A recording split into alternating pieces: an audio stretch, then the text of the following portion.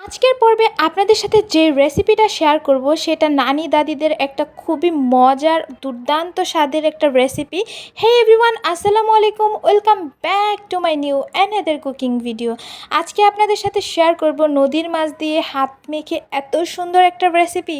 আশা করছি আপনাদের অনেক বেশি ভালো লাগবে।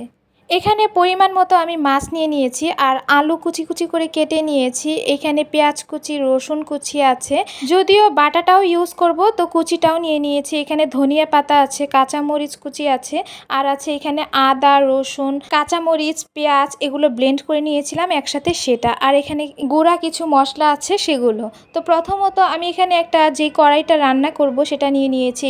প্রথমে এখানে দিয়ে দিচ্ছি হচ্ছে আলু কুচি। আলুটা এরকম সুন্দরভাবে কুচি কুচি করে নেবেন, আর এইভাবে আলু কুচি করে রান্না করলে কিন্তু খুবই মজা হয়। আর এখানে নিয়ে নিচ্ছি নদীর মাছ, এটাকে আমরা পিয়েলি মাছ বলি। আপনারা কে কী বলেন অবশ্যই কিন্তু কমেন্ট করে যাবেন। এই মাছের স্বাদটা কিন্তু অনেক ভালো। আর এখানে দিয়ে দিচ্ছি পেঁয়াজ কুচি, রসুন কুচি, আর রসুনের কুচিটা একটু বড় বড় করে দিচ্ছি কারণ রসুনটা মুখে বাঁধলে খেতে কিন্তু খুবই ভালো লাগে। তারপরে দিয়ে দিয়েছি কাঁচামরিচ কুচি, আর এখানে আদা, রসুন, পেঁয়াজ, কাঁচামরিচ একসঙ্গে ব্লেন্ড করে নিয়েছিলাম সেই মিশ্রণটা। তারপরে হলুদের গুঁড়া, মরিচের গুঁড়া, জিরার গুঁড়া দিয়ে দিয়েছি, আর দিয়ে দিয়েছি পরিমাণ মতো লবণ। আর তারপরে দিয়ে দিয়েছিলাম হচ্ছে পরিমাণ মতো তেলটা একটু পরিমাণে একটু বেশি দিবেন, দিলে কিন্তু খেতে ভালো লাগে। আপনারা চাইলে এখানে সরিষার তেল ব্যবহার করতে পারেন। আমার কাছে পার্সোনালি সরিষার তেলটা ভালো লাগে না খেতে, যার কারণে আমি দিইনি। সবগুলো উপকরণ দেওয়ার পর খুব সুন্দরভাবে এইভাবে হাত দিয়ে মেখে নেবেন।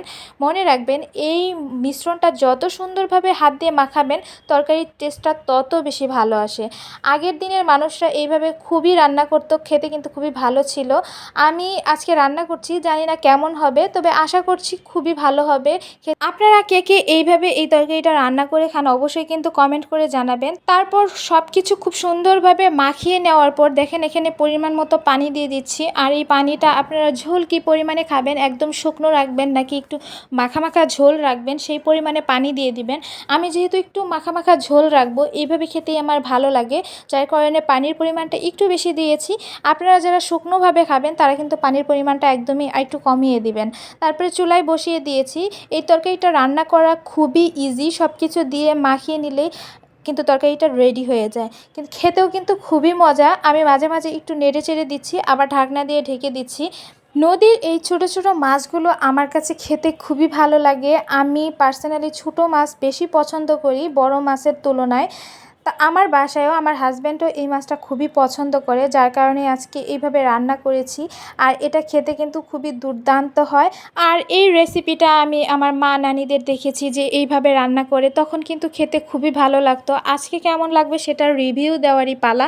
আমি রান্না করার পরে দেখতে পাচ্ছেন যে এটার লুকিংটা কত সুন্দর হয়েছে, খেতে খুবই ভালো ছিল। আর আমার এই রেসিপিটা আপনাদের কাছে কেমন লাগলো অবশ্যই কিন্তু কমেন্ট করে জানাবেন। সবাই অনেক ভালো থাকবেন, সুস্থ থাকবেন। আজ এই পর্যন্ত, আল্লাহ হাফেজ।